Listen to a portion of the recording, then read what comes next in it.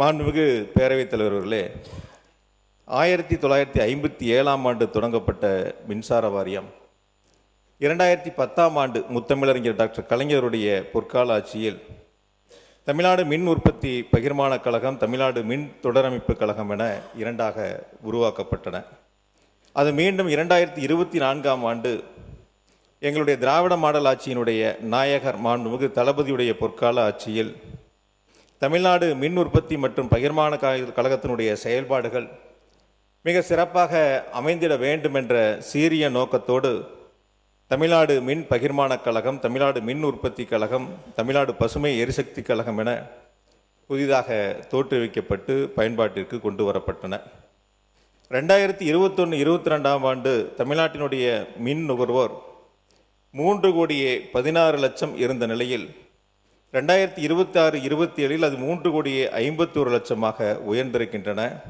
திராவிட model ஆட்சியில் 35 லட்சம் புதிய மின் இணைப்புகள் வழங்கி வரலாற்று சாதனையை நிகழ்த்தியிருக்கின்றன. எங்களுடைய கழகத்தினுடைய தலைவருடைய பொற்கால ஆட்சியில் 1/4/2021 அன்று தமிழ்நாட்டினுடைய மொத்த மின் நிறுவுதிறன் 32,595 மெகாவாட்டாக இருந்தன. அது இன்று 46,846 மெகாவாட்டாக உயர்ந்திருக்கின்றன.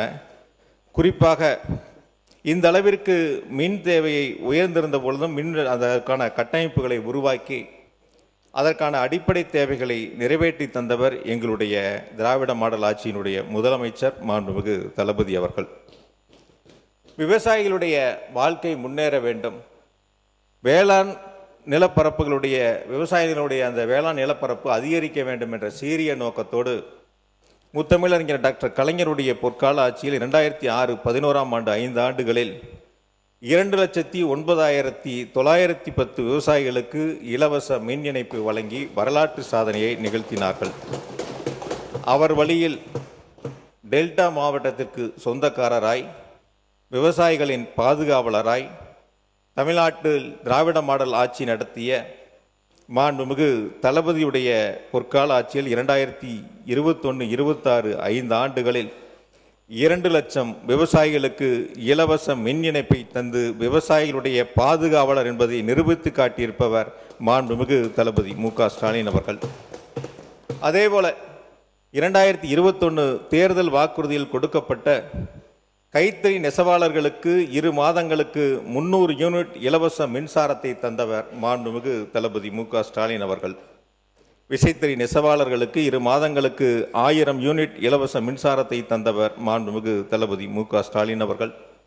வீட்டு உபயோகிப்பாளர்கள் செலுத்தி வந்த நிலை கட்டணத்தை முழுவதும் ரத்து செய்தவர் திராவிட மாடல் ஆட்சியினுடைய நாயகர் மாண்புமிகு தளபதி அவர்கள். இன்று சில இருக்கக்கூடிய முக்கிய நிகழ்வுகளை இந்த பேரவையின் மூலமாக மாண்பு அமைச்சருடைய கவனத்திற்கு கொண்டு வருவதில் குறிப்பாக இந்த 3 மாதங்களில், குறிப்பாக இந்த 2 மாதங்களாக தமிழ்நாடு முழுவதும் மின் கணக்கீடு என்ற முறையில் எடுக்கப்பட்ட அந்த கணக்கீட்டின் அடிப்படையிலும் லட்சக்கணக்கான மின் நுகர்வோர்கள் தங்களுடைய மின் கட்டணம் உயர்ந்திருக்கிறது என்ப குறைபாடுகளை சுட்டிக்காட்டி இருக்கின்றார்கள். அப்படி சுட்டி காட்டுகின்ற பொழுது அது போன்ற குறைபாடுகள் இல்லை, அங்கொன்றும் இங்கொன்றும் இருக்கிறது, அதெல்லாம் சரி செய்யப்பட்டு வருகிறது என்று மாண்புமிகு அமைச்சர் அவர்கள் பத்திரிகைகளுக்கும் பொதுவெளியிலும் தெரிவித்திருக்கின்றார்கள்.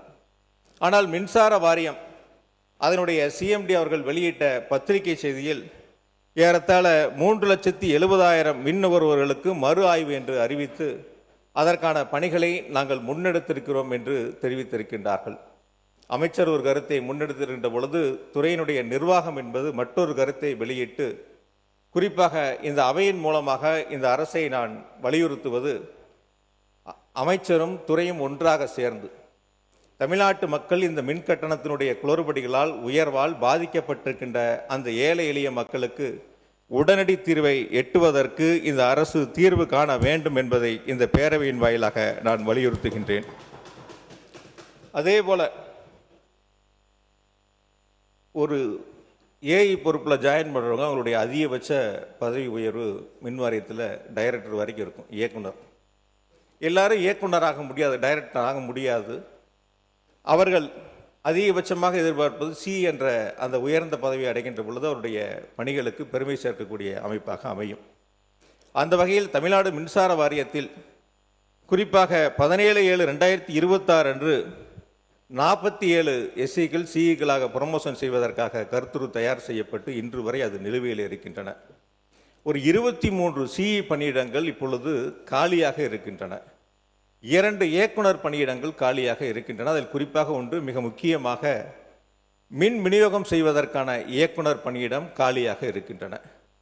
தமிழ்நாடு முழுவதும் மின்வெட்டில்லாத சீரான மின் விநியோகத்தை கவனிக்க வேண்டும் என்று சொன்னால் அனைத்தையும் சிஎம்டி முழுவதுமாக கவனிக்க முடியாது. அவர் துறையை முழுவதுமாக கவனிக்க வேண்டிய பொறுப்பில் இருக்கின்றார். ஆக மின் விநியோகத்தை கவனிக்கக்கூடிய இயக்குனர் பொறுப்பு காலியாக இருக்கின்றன. 23 சிஇ பணியிடங்கள் காலியாக இருக்கின்றன. ஏறத்தாழ 17/7 முதல் அந்த பதவி உயர்வு என்பது நிறுத்தி வைக்கப்பட்டிருக்கின்றன. எனவே இந்த அரசு என்பது பதவி உயர்வில் வெளிப்படைத்தன்மையோடு நாங்கள் செயல்பட்டு கொண்டிருக்கின்றோம். வெளிப்படைத்தன்மையோடு அதற்கான உத்தரவுகளை வழங்குகிறோம் என்று பொதுவெளியில் சொல்லுகின்ற இந்த அரசு மின் வாரியத்தில் இந்த வெளிப்படைத்தன்மையை கடைபிடிக்க வேண்டும். அவர்களுக்கு உரிய நேரத்தில் பதவி உயர்வை வழங்கி அவர்களுக்கான அந்த பணிகளை வழங்கிட வேண்டும் என்பதை இந்த பேரவையின் வாயிலாக அரசினுடைய கவனத்திற்கு கொண்டு வருகின்றேன். தமிழ்நாடு மின்சார வாரியத்தில் மின்வாரிய அதிகாரிகள் அலுவலர்களுக்கு துறையின் சார்பாக செல்போன்கள் வழங்கப்பட்டிருக்கின்றன. செல் நம்பரும் செல்போனும் கொடுத்துருக்கோம். அது பொதுமக்கள் தொடர்பு கொள்வதற்கு, மற்ற அதிகாரிகள் தொடர்பு கொள்வதற்கு வசதியாக, தங்களுடைய குறைகளை தெரிவிப்பதற்கு வசதியாக அந்த செல்போன்கள், செல் நம்பர்கள் வழங்கப்பட்டிருக்கின்றன. ஒரு வார காலமாக ஏர்டெல் நிறுவனத்திலிருந்து ஜியோ நிறுவனத்திற்கு மாறுவதற்காக அந்த மின்வாரியம் நடவடிக்கை எடுத்திருக்கிறது என்று தெரிவிக்கின்றார்கள். அந்த ஒரு வார காலத்தில் மின்சார வாரியத்தில் பணிபுரியக்கூடிய எந்த அதிகாரி அலுவலுடைய செல்போனும் இப்பொழுது செயல்பாட்டில் இல்லை. முழுவதுமாக தமிழ்நாடு முழுவதும் வரக்கூடிய புகார்கள் மின்னகத்திற்கு லட்சக்கணக்கில் வந்து குவிந்து கொண்டு இருக்கின்றன. ஒரு அரசு நடவடிக்கை எடுக்கின்ற பொழுது, துறை நடவடிக்கை எடுக்கின்ற பொழுது அந்த செல் நம்பர்கள் மாறாமல், இப்போ அரசில் வசதி இருக்குது, தன்னுடைய செல் நம்பர் மாறாமல் கம்பெனியை மாற்றிக்கலாம், செல் கம்பெனிகளை மாற்றுவதற்கான வாய்ப்புகள், வசதிகள் இருக்கின்றன. அதுபோன்ற நடவடிக்கைகளை மின்சார வாரியம் எடுக்காமல் இப்பொழுது புதிதாக ஜியோ நிறுவனத்தின் மூலமாக புதிய எண்கள் பெறப்பட்டு சம்பந்தப்பட்ட அதிகாரிகளுக்கும் அலுவலர்களுக்கும் வழங்குவதற்கான பணிகளை தொடங்கி இருக்கின்றார்கள். எனவே புதிய எண்கள் வழங்குகின்ற பொழுது சம்பந்தப்பட்டிருக்கின்ற துறையினுடைய அதிகாரிகள் பொதுமக்களிடத்திலே ஒரு குழப்பத்தை ஏற்படுத்தக்கூடிய சூழல் ஏற்படும். எனவே மின்சார வாரியம் பழைய எண்களை மாற்றாமல், நிறுவனத்தை மாற்றினால் கூட பழைய எண்களை மாற்றாமல் அதே எண்கள் அவர்களுக்கு மீண்டும் செயல்படுவதற்கு விரைந்து நடவடிக்கை எடுக்க வேண்டும் என்பதை இந்த அரசை நான் வலியுறுத்துகின்றேன். காரணம், மக்கள் தொடர்ந்து அவர்களிடத்தில் இருக்கக்கூடிய செல் நம்பர்களை, பல ஆண்டுகளாக அவர்கள் பயன்படுத்திய செல் நம்பர்களை இப்பொழுது மாற்றுவது என்பது எளிதில் மக்களிடத்தில் அந்த புதிய எண்கள் சென்று சேர்வது என்பது எளிதான காரியம் அல்ல என்பதை மட்டும் இந்த நேரத்தில் நான் நினைவூட்ட கடமைப்பட்டுள்ளேன். பதவி உயர்வு, மின்சார வாரியத்தின் மூலமாக பதவி உயர்வு வழங்கப்படுகின்ற பொழுது அவர்கள் கணவன் ஒரு பக்கம், மனைவி ஒரு பக்கம், அவர்களுக்கான பணியிடங்கள் வழங்கப்பட்டிருக்கின்றன. குறிப்பாக மின்சார வாரியத்தினுடைய வழிகாட்டு நெறிமுறைகளில் தன்னுடைய மனைவிக்கு ஏதேனும் உடல்நிலை சரியில்லை என்று சொன்னால், கேன்சர் போன்ற நோய்களால் பாதிக்கப்பட்டிருந்தால் அவர்கள் விரும்பக்கூடிய இடங்களுக்கு பணியிட மாறுதல்களை, பதவி உயர்வை வழங்குவார்கள். அப்படி இல்லாமல் மின்சார வாரியம் இப்பொழுது மனைவி ஒரு பக்கம், கணவன் ஒரு பக்கம் என்ற அந்த பணியிட மாறுதல்களும் பதவி உயர்வும் வழங்கப்பட்டிருக்கின்றன. இது மின்வாரிய அதிகாரிகள் அலுவலகத்திலே மிகப்பெரிய ஒரு மனவேதனையை உருவாக்கி இருக்கின்றன. அதிலே அவருடைய அந்த குறைகளை போக்கக்கூடிய அளவிற்கு இந்த அரசு விரைவாக கவனம் செலுத்த வேண்டும் என்பதை இந்த நேரத்தில் நான் கேட்டுக்கொள்கின்றேன். பிளே ஸ்டோர் மற்றும் ஆப் ஸ்டோரில் இருந்து பாலிமர் செயலியை QR கோடு மூலம் பதிவிறக்கம் செய்யுங்கள். செய்திகளை உடனுக்குடன் பெறுங்கள்.